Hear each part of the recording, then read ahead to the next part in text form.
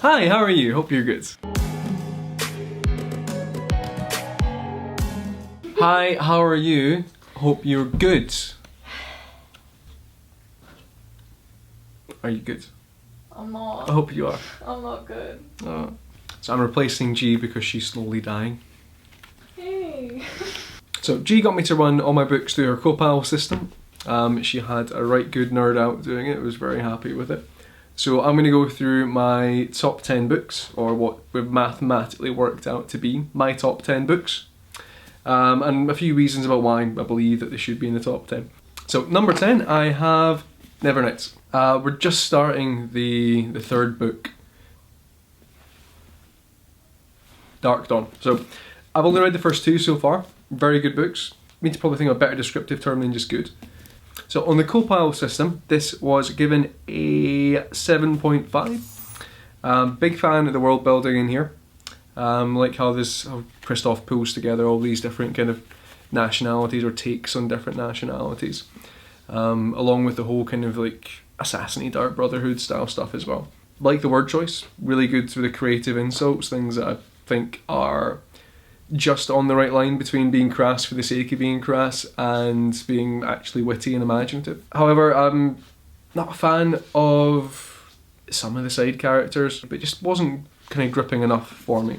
Definitely good for anybody going through an extended emo phase or who likes blood and gore and darkness and crows and shit.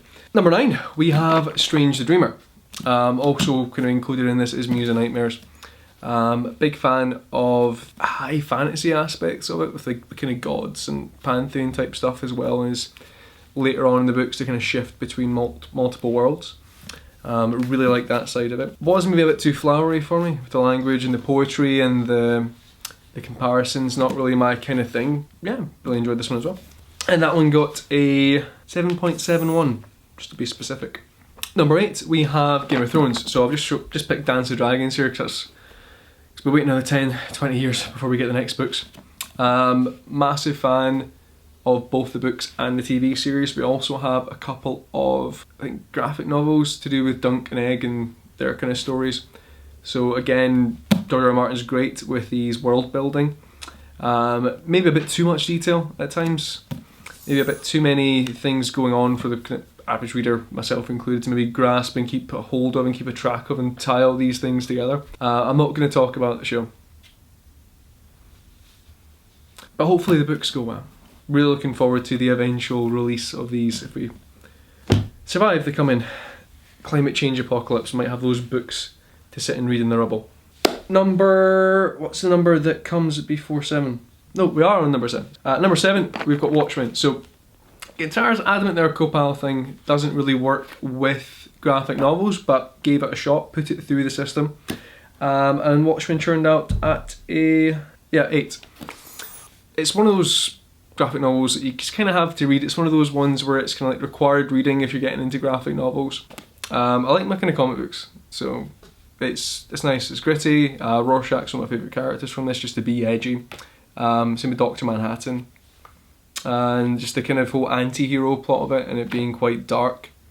It's definitely something that kind of drew me towards it. It's kind of gritty, a bit more, I suppose, realistic as far as you can get with a giant blue dude that can reshape reality at his whim. So that was good. Then working down to number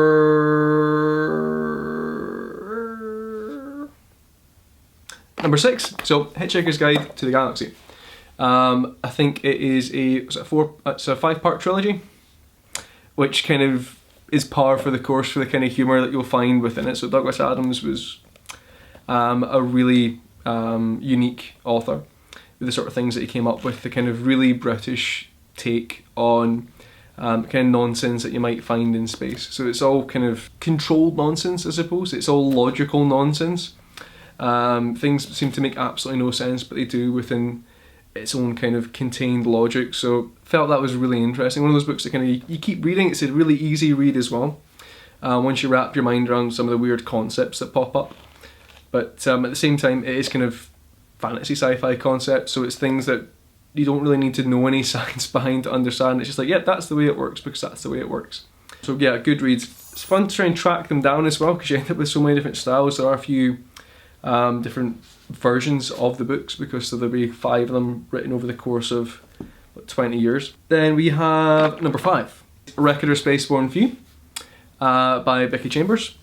Hello, Editing G here. So I realized that Logan actually meant the other book by the same author, which is, easy mistake to make. He actually meant Close and Common Orbit, so I'll just replace that with a photo. I think it's kind of a third, it's not really a third part of a series, is it? It's like there's 3 different books, set in the kind of same universe. Really good reads. It's something a bit different to what I normally do. I'm big on my kind of fantasy, world building, character driven stories, but with like a big end goal. Whereas this one's kind of more of a, I suppose, like sci-fi slice of life adventure, where you find out a little bit of a biography of this girl and all the things that she's kind of been through, who was previously a side character in the kind of first 2 books.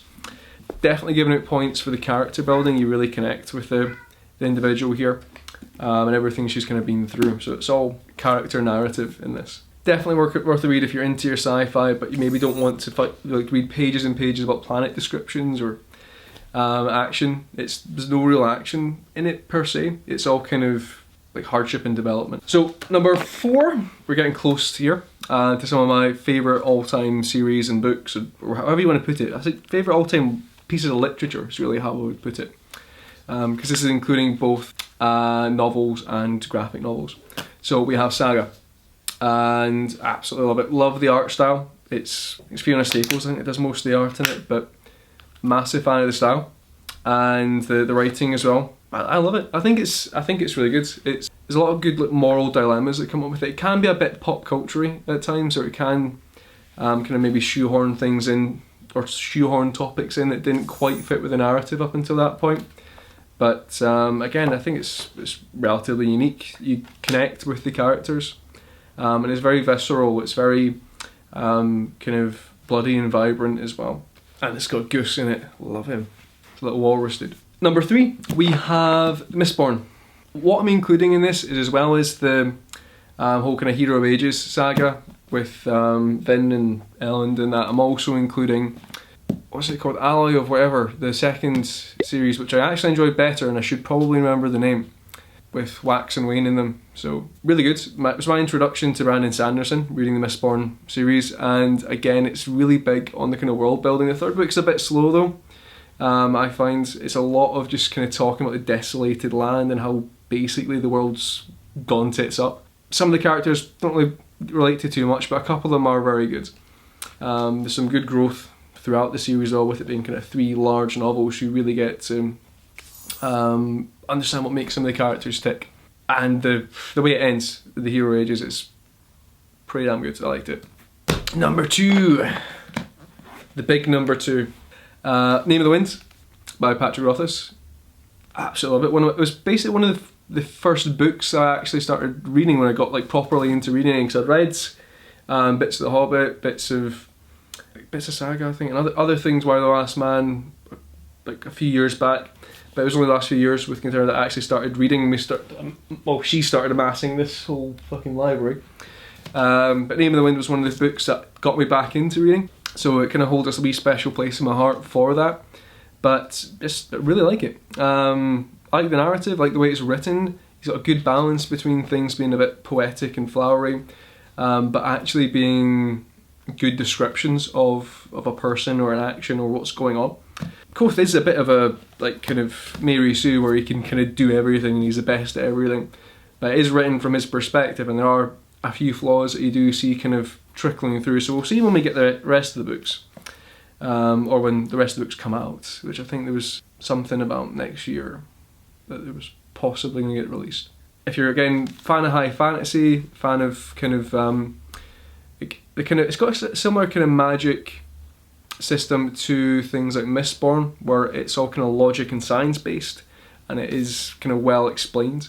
Character's good too. Again, I don't know, it's been a while since I've read most of these books, so this is a very surface level list of books that I feel are kind of objectively quite good. The Name of the Wind, just to give it the kind of Copal score here, now that we're in the top 2, was way up at 8.57, with 10 hypothetically being the best possible score any book could ever get. So really high up here. Again, I'm not a big fan of normal kind of rating systems. I think 5 stars are not descriptive enough, considering some books tackle very different subject matters or excel in their own specific areas, whether it's character building or character development and hooking you into the individuals, or whether it's just painting a picture in your mind about the world and the events that go on. So Name of the Wind does a lot of these things really well. One of my all-time favourite books, surpassed only by number 1 with a whopping 9.28 on the Copal scale, is Brandon Sanderson's Way of Kings, which I haven't even fully finished. I'm currently recently Way of Kings Part 2, and I've read Words of Radiance. I can't remember what the other bits of it were before. I should really go and get the titles for these. Again, haven't kind of built on this in the last month or two, but I am actually really trying to justify going out and buying the next books for the series so I can continue to read it. It's one of those ones I think I went through. I think it's technically 4 books, but the way we had them is these ones are part 1 and 2. A second one. Hey buddy, The Way of Momo. Going to surge bind you to a wall and let you stick there. So yeah, Way of Kings by Brandon Sanderson has recently become my all-time favourite book, or series so far. Really invested in the characters, really invested in the world building and the magic that's built up within it, and just it's just basically strange environment that he's come up with. Kind of combination between sci-fi alien kind of landscape, but in a more medieval setting.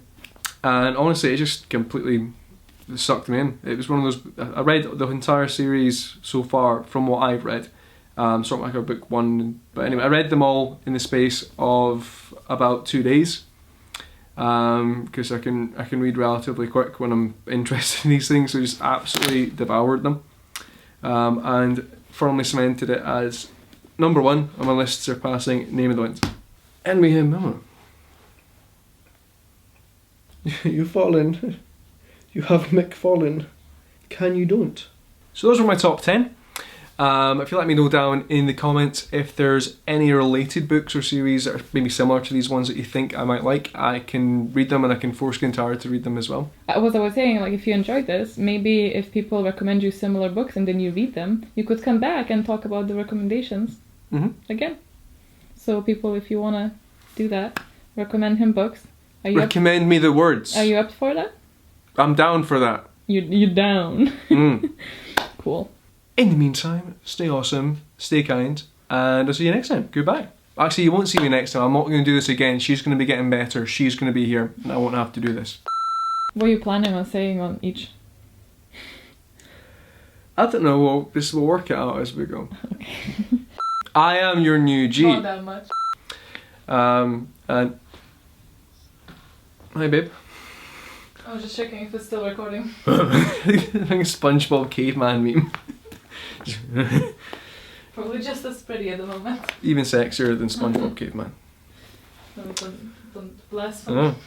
So she's going to be here, and I won't have to do this. You make it sound like I forced you. You didn't force me to. I thought it'd be fun. It was fun. I thought it would be fun. It was fun. And it wasn't. So typical coming up with things to say that's not just this book was good. I enjoyed this book. Hey, this one sparks joy. Does it make you appreciate what I do then more? It makes me want to write a script. I do appreciate it. This is harder than it looks. Aww, that's... It doesn't look that hard, but it is harder than it looks. I spend most of my day, like most of my work, just talking to people anyways. But it's different having to sit and like talking to a glass. Yeah. And getting distracted by myself in the corner. Just because it's so hot. It's creep. I can creep myself out. Logan, leave me alone.